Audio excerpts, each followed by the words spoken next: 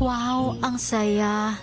Isang barangay na labada, puro mancha pa. Goodbye, pahinga. Mommy, isang laba lang yan sa Pride Bar Blue. May powerful stain-away enzymes na malupit sa dunit mancha. At di masakit sa kamay. Isang laba lang yan. Hello, pahinga. Hello, Pride Bar Blue. ACS. Hello, Washi! Laundry day na naman! Yay! Anong meron? Mancha ng chocolate, putik, may libag pa! Kaya natin yan! With Pride Washing Machine Detergent, may triple stain-away formula. Tanggal ang makapit, madikit, at malupit na dunit mancha. Kaya easy-easy ang labada. Mula noon hanggang ngayon! All you need is pride. All you need is pride. ACS. Tanggaling-galing mo! Smart dishwashing paste ko! Pritong ulam na masebo, plato ng kaldero. Tanggaling for everyday. Ganyan pag smart ang dishwashing paste. May double tanggaling formula. Tanggal ang sebo, tanggal ang bakterya. Pahit para walang bahid, linis fantastic sa metal at plastic. Number one ko to! Tanggaling-galing mo! Smart dishwashing paste. ACS. Tinesting, sinuri, siniyasan. Ang resulta? Super effective ang Shield sa pagpatay ng bakterya at virus. Shield Antibacterial Soap. Believe ang mga eksperto sa Philippine Nurses Association. At si Mami, Tiwala ako sa Shield. Shield Antibacterial Soap. Napatunayang mabisa. Ang mga nurse, tiwala. ACS. May nagbago. May arte. May budget. Kala nyo lang yon. So solid. White rose papaya, wow, white rose. White rose papaya, wow, white rose. White rose papaya. May glow up with white rose papaya. White Rose Papaya. May puti power times 2 kasi may papaya at niacinamide. May shea butter and tea tree oil pa. Kutis sulit ang glow May up. glow up with white rose papaya. White Rose Papaya. Kutis sulit ang glow up. ACS. Galalala, Falcon. Galalala, Falcon. Ang bango ng sampayan. Tara na magsayawan. Calefabcon, amoy nakaka-joyful. I'm Jovi Kalmov. Currently, I am the Vice President for NAFA, which stands for the National Federation of Filipino American Association for the state of Arizona. In order for me to perform very well, I really make sure that my physical and spiritual wellness is really in order. And of course, the help of MX3 capsule. This is the secret. MX3, dito ako believe. Mahalagang paalala, ang MX3 capsule ay hindi gamot at hindi dapat gamiting panggamot sa anumang uri ng sakit. Galalala, Falcon. Galalala, Falcon. Ang bango ng sampayan. Tara na magsayawan. Calefabcon, amoy nakaka-joyful.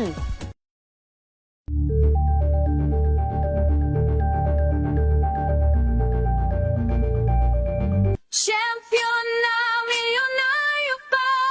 Pagkakataon mo na namang manalo ng 1 million pesos. Tax-free. Dahil eto na naman ang champion na milyonaryo pa. At ngayon, may papremyo na rin kami para sa inyong mga suking sari-sari stores. Ilagay sa isang malinis na papel ang iyong complete name, age, address, contact number at pirmahan. Maaari din ilagay ang iyong suking sari-sari store at ang kanilang address at contact number. Ilagay sa isang white nickel-sized envelope na nakipag rin man sa mga required proof of purchase o POP. Ang tamang bilang ng empty sachets, wrappers o mga pouch na mga sumusunod na makikita sa official website and Facebook page ng Champion na Milyonaryo Ba, Champion Bar, Champion Powder, Champion Liquid Detergent, Champion Fabric Conditioner, Champion Dishwashing Liquid at Champion Dishwashing Paste. At sa labas ng envelope, ilagay ang Champion na Milyonaryo Pa, ang POP na ginamit at ang MBC radio station na iyong pinakikinggan. Ihulog ang iyong entry sa mga drop boxes na matatagpuan sa iyong mga favorite MBC radio stations. Mas maraming entries, mas malaki ang chance mong manalo. 1 million pesos tax-free ang pwede mong mapanalunan sa Grand Draw. Libo-libong piso ang ipamimigay sa mga weekly draws na gaganapin sa mga MBC stations nationwide. At may pa-champion gift box pa para sa iyong suking sari-sari stores. Champion na milyonaryo pa. Brought to you by Champion. Walang gimmick, tapat po sa inyo. Champion na milyonaryo pa. Tips kung paano magmukhang payat sa picture. Alamin. This portion is brought to you by ACS Manufacturing Corporation, ISO certified, maker of world-class quality Pride detergent. Ayon sa scienceofpeople.com, stick your chin out para goodbye double chin sa mga picture. Pagdating naman sa OOTD, mainam na magsuot ng single-colored outfits para magkaroon ng illusion na mas mahaba at slim ang iyong body. Para naman sa iyong posture, pinapayuhang siguraduhin tumayo o umupo ng diretsyo at humawak sa iyong bewang. At saka cross your ankles at umanggulo sa camera to give your best shot. This portion is brought to you by ACS Manufacturing Corporation, ISO certified, maker of world-class quality Pride detergent. Kung good vibes ang hanap mo, dito ka na sa sigurado! Mula sa mga istoryang nagbibigay ng inspirasyon hanggang sa mga kwentong may dalang solusyon. Mga balitang pampagaan ang pakiramdam at pampaganda ng araw. Hindi lang basta good news, kundi the better news. Mula Lunes hanggang Biyernes, 1:00 ng tanghali sa DZRH TV.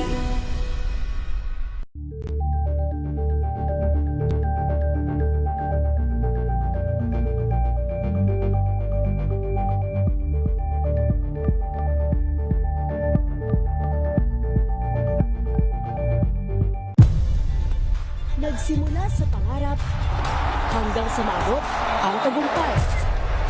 Iba't ibang kwento, iba't ibang mukha ng atletang Pilipino.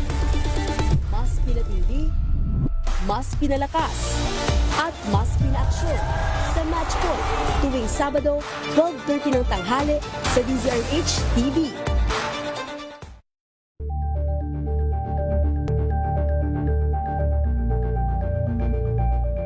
Sa pagbabalik tanaw sa 87 taong legasiya ng DZRH, napagtagumpayan na ng kauna-unahang himpilan ng radyo sa Pilipinas ang iba't ibang pagsubok, kabilang na ang bangungot noong panahon ng ikalawang digmaang pandaigdig.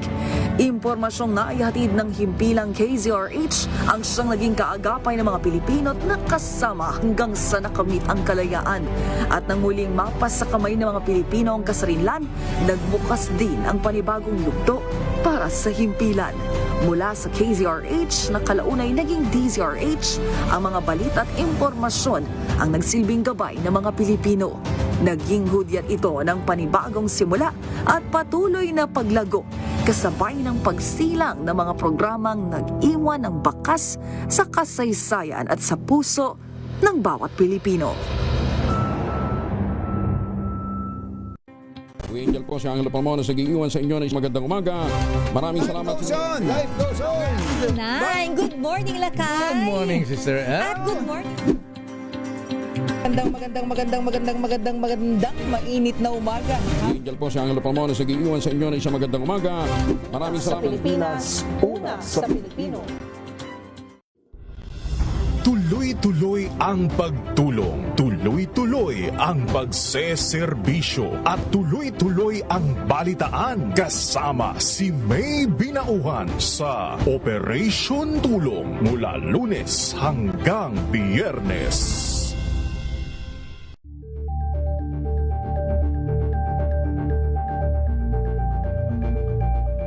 Ngayong ika-87 taon ang kauna-unahang Isang nagtitrending na isang motor rider din na yung kanyang helmet may nakalagay sa likod na maliit na papel na ang nakasulat ay buntis po ang asawa ko. Huwag niyo po sana akong sasaktan. Naging trending nga yan. Ito, sabi nung motor rider, ito daw ay ibinigay sa kanya ng kanyang asawang buntis at ipinadikit doon sa likod ng helmet. Para daw naman kung may magtatangka magdalawang isip. Magdalawang Wag nang ituloy. Bakit talagang nakakapanglo mo naman? Umaabot pa tayo sa ganito. Buntis po ang asawa ko, huwag po ako sanang saktan. Lalagang kung Ko lang partner kung paghalang ang kaluluwa ng kriminal partner at sinumpong ng kati Ito na, ng kawalang naka-flash sa screen natin. Pag sinumpong ng kati ng kademonyohan partner sana naman ay kumilala pa ng mga ganitong pakiusap. Oo nga, grabe. At, no? Kumbaga ano na yan pakiusap na... May pagmamakaawan. Oo, ano na siya. Oo. Bilang isang nagmamakaawang misis, Kasi di ba? partner, kung ikaw ay may asawa na ang babae ka halimbawa, na ang trabaho ng asawa mo ay 12-14 oras na nasa kalye sa ganyang orientasyon ng trabaho na naghahatid, sumusundo ng pasahero, nagdi-deliver ng mga goods, tumitake ng mga order.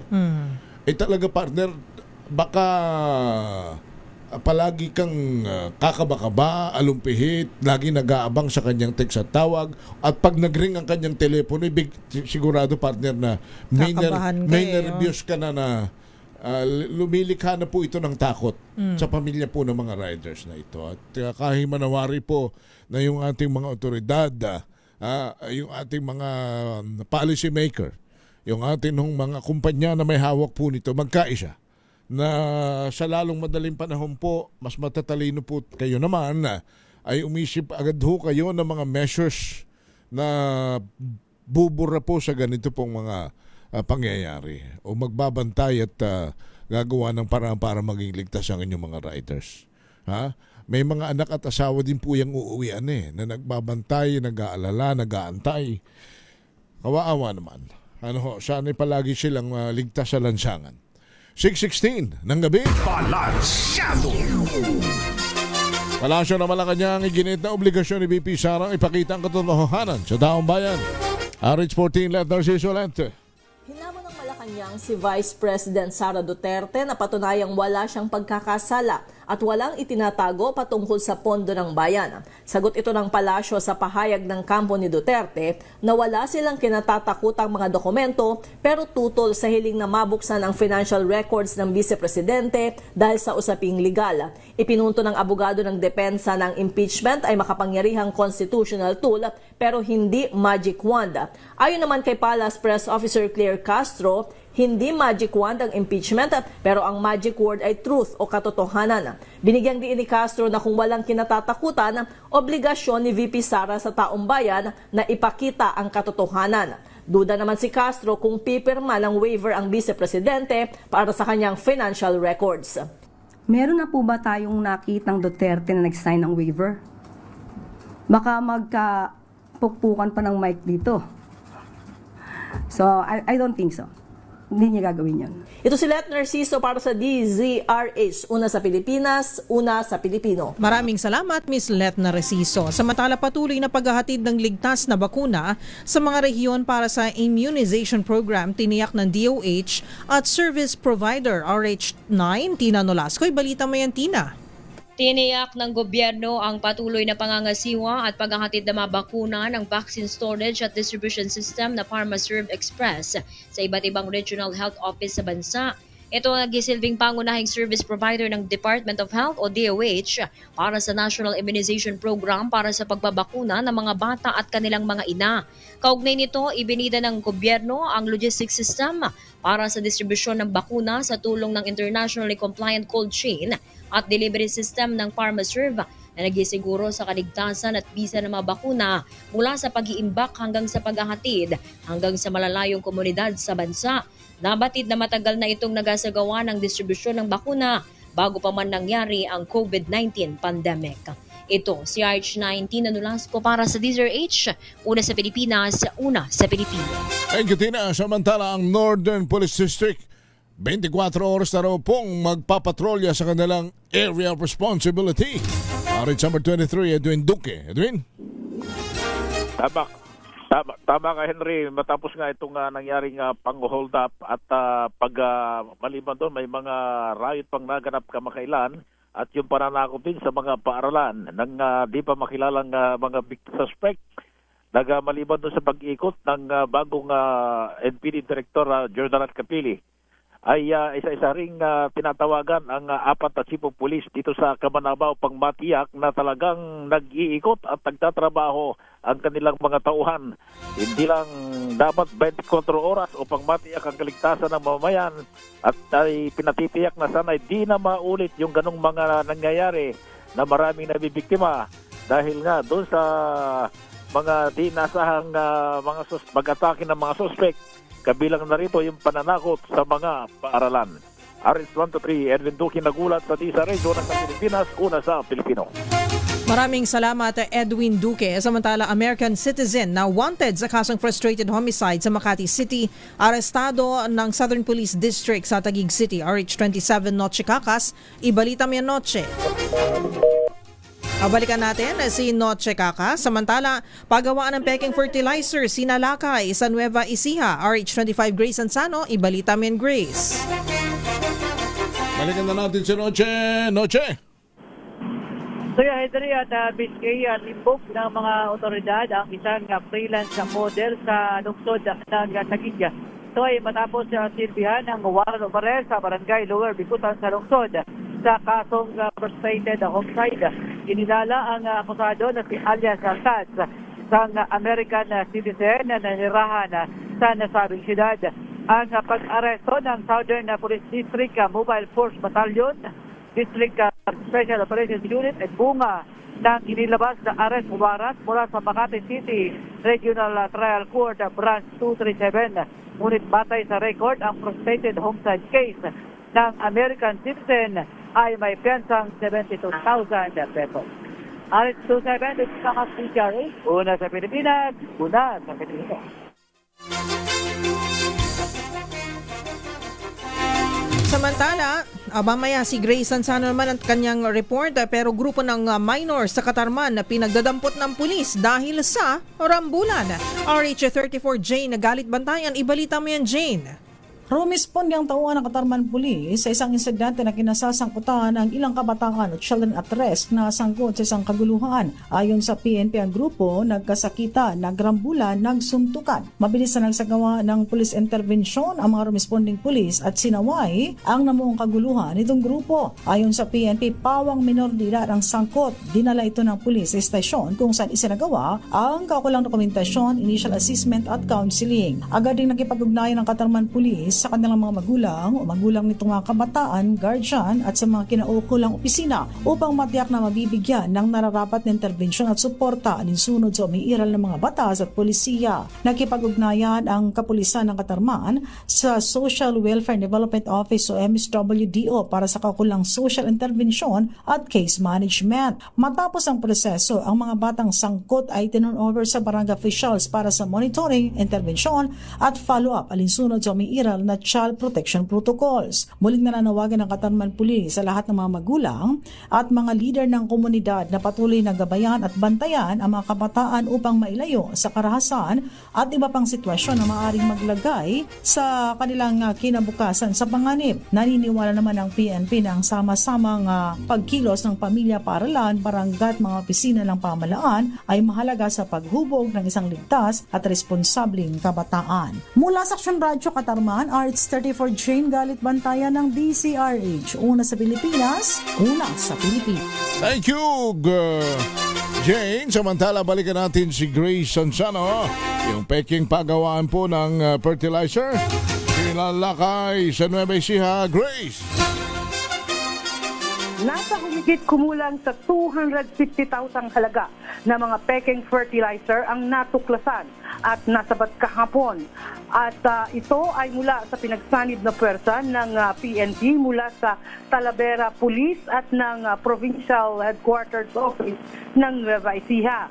Ito ay natagpuan sa Barangay San Ricardo sa bayan ng Talavera. Kasama ang Fertilizer and Pesticides Authority sa pangunguna ni Robelin Sarmiento, ang Nueva Ecija Provincial Officer nga ng FDA ay ikinasa ang entrapment operation matapos na makatanggap ng tip mula kay Rolando Valino, ang may-ari ng Roba Fertilizer Manufacturing sa Natividad o General Natividad. At dito nga nagsumbong ito sa mga PNP operatives. At ito'y dahil sa ginagamit umano ang pangalan ng kanilang pagawaan ng fertilizer, ang Roba Organic Fertilizer. Dahil nga nagkaroon ng unang problema sa nakalipas na taon ang naturang kumpanya at sa pamamagitan nito ay kumilos ang may-ari. Dito na sa pamamagitan ng online selling ay may nakita sila na gumagamit ng pangalan ng kanilang kumpanya. Tumambad ang isang warehouse kung saan nga dito gumagawa ng mga pekeng mga pataba itong fertilizer. Isa sa mga magiging epekto nito sa mga kaawa-awa nating mga magsasaka na bumibili ay hindi e-epekto o lalaki ang anumang palay na ginagamitan nito. Ayon kay Police Lieutenant Colonel Erwin Ferry, malaking tulong ang ginawa ng mga nagsumbong na ito para nga masawata ang ganitong illegal na gawain. Umaabot sa 200 na sako ng Roba Fertilizer ang ginagamit na mga sako at sa ngayon ay hawak na ng tauhan ng PNP. Itong isang Emer Tiambao, 33 taong gulang at ito pang 3 kanyang mga tauhan. Kinumpirma nga ni Valino na ang kanilang kumpanya ay ginagamit ng mga ito sa maling gawain. Kinasuhan na ng paglabag sa PD 114 ang mga naaresto. Yan ang ating update. Ito si RH25, Grace Vera Sansano. Una sa Pilipinas, una sa Pilipino. Maraming salamat, RH25 Grace Sansano. Samantala, habol po natin ito, DPWH Secretary Dizon, ipapatawag ng NBI kaugnay ng investigasyon sa umano'y anomalya sa 2019 Southeast Asian Games. RH15, Giselle Ricafort, ibalita mo yan, Giselle. Ipapatawag ng National Group Investigation si Public Works Secretary Vince Dizon kaugnay ng investigasyon sa umano'y anomalya sa 2019 kung kinakailangan.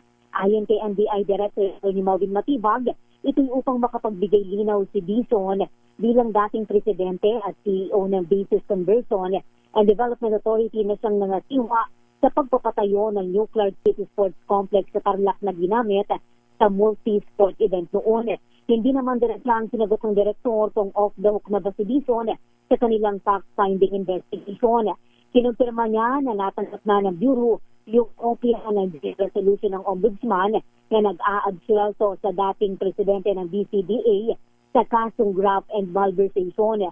Nilinaw ni Matibag na tutok yung kanilang investigasyon sa umano'y unliquidated na pondo ng 2019 SEA Games sa pamamagitan ng Asian Games Organizing Committee o yung PISGOC na pinamunuan ni Senator Alan Peter Cayetano noon. Daw doon sa mga sisilit ng Bureau yung kontrobersyal na kikiam na isinilbi sa mga lumahok sa SEA Games 50 milyong piso na kaldero umano'y hindi nabayaran ng mga travel agency at uniforme at allowance ng mga atleta noon. Pakinggan natin si NBI Director Attorney Melvin Matibag. Kung kinakailangan ipatawag si Secretary Vince Dizon, bakit? Dahil magbibigay linaw siya doon sa ating inimbestigahan. Kahit hindi si Secretary Vince Dizon na makakapagbigay ng liwanag, ating tatawagin. Yung sa DCDA, ito yung construction ng sports complex at mga dormitory. Okay. Yung sa PISGOC, at tinitingnan natin dyan, yung mga ginawa, uniforme, yung sa officiating, yung mga allowance sa mga atleta, pagkain ng atleta, yung mga travel tickets. Yan, kasama yan kasi may mga sinasabi rito, yung may mga travel agency na mga hindi pa nabayaran. May mga allegation kung gano'n. Hindi ko sinasabi. Bilang si Dizon sa 4 na kinasuhan ng Citizens Crime Watch kaugnay ng 10.5 bilyong piso na facility na ginamit nga doon sa SEA Games na yan na sinasabing hindi umano dumaan sa public bidding. Ito si Giselle Ricafort para sa D08 sa Pilipinas, una sa Pilipino. Maraming salamat, Giselle Ricafort. Makinig maigi! Ito na ang chance mo na manalo ng instant 500 pesos kapag narinig mo na ang mahiwagang kring-kring. Tingnan mo na ang iyong cellphone, baka ikaw na ang susunod naming winner sa kring-kring panalo malakas sa telepono. Paano sumali? Bisitahin ang Facebook page ng DZRH, fill up pa ng Google Sheet na nakapin sa DZRH FB page at hintayin ang aming tawag sa telepono. Kring-kring na!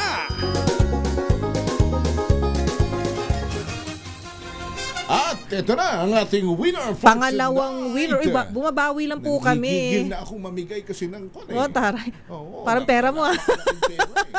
At malapit lang. Kaya gusto ko Saan siyang ba? bigyan na agad. Okay. At hindi ko na patagalin. Sige na, bigay na natin. Taga Pasay City. Si Marian Rivera.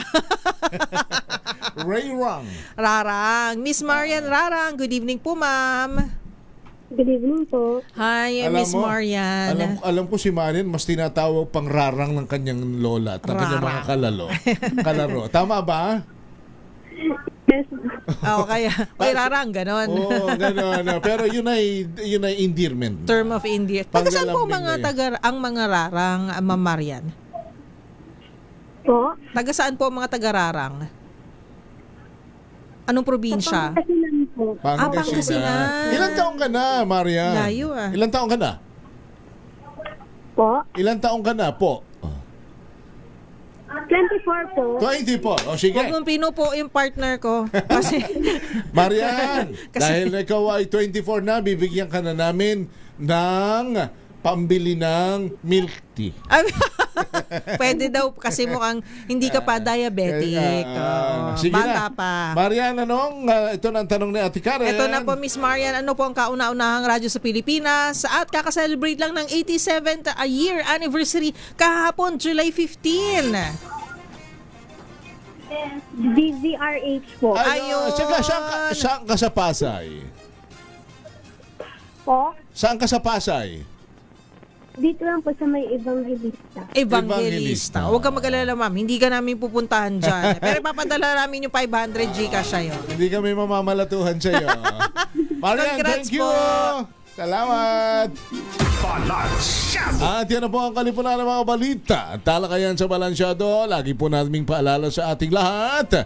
Kung nais po natin guminhawa ang buhay, huwag po tayong gagawa ng masama sa kapwa. Ang gawin muna natin, magdasal at manalig sa may kapal. Huwag gagawa ng masama sa kapwa, bagus gumawa ng mabuti. Dahil ang paggawa ng mabuti ay hindi po magbubunga ng masama at dagdagan pa ang pagtulong sa mga nangangailangan. Dahil help is wealth. At susunod na po si Attorney Rina Seco sa programang Usapang Legal. At nabayanan yan. Ako po si Henry Uri. At ako po si Miss Karen Oyo. Bye! Balansyado.